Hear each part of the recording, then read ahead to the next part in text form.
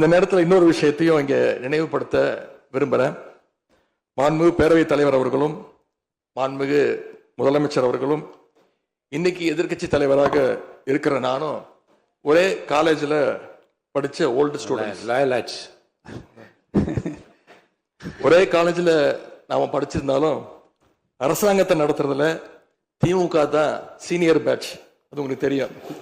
1967 ஆட்சிக்கு வந்தது திமுக தான். நாங்கள் தான் சீனியர்ஸ். அந்த அடிப்படையில் எங்களுடைய நாலேஜையும் எக்ஸ்பீரியன்ஸையும் நாங்கள் ஷேர் பண்ணிக்க ரெடியாக இருக்கோம். அதை ஏற்றுக்க நீங்களும் தயாராக இருங்க. ஏன்னா நமக்கு எப்பவுமே தமிழ்நாட்டு மாநிலத்துடைய நலன்தான் மிக மிக முக்கியம். மாண்புமிகு பேரவைத் தலைவர் அவர்களே, இந்த நேரத்தில் இன்னொரு விஷயத்தையும் இங்கே நினைவுபடுத்த விரும்புகிறேன். மாண்புமிகு பேரவைத் தலைவர் அவர்களும் மாண்புமிகு முதலமைச்சர் அவர்களும் இன்னைக்கு எதிர்க்கட்சி தலைவராக இருக்கிற நானும் ஒரே காலேஜில் படித்த ஓல்டு ஸ்டூடெண்ட்.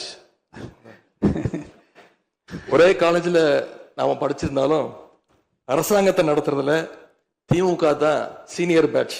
அது உங்களுக்கு தெரியும். 1967 ஆட்சிக்கு வந்தது திமுக தான். நாங்கள் தான் சீனியர்ஸ். அந்த அடிப்படையில் எங்களுடைய நாலேஜையும் எக்ஸ்பீரியன்ஸையும் நாங்கள் ஷேர் பண்ணிக்க ரெடியாக இருக்கோம். அதை ஏற்றுக்க நீங்களும் தயாராக இருங்க.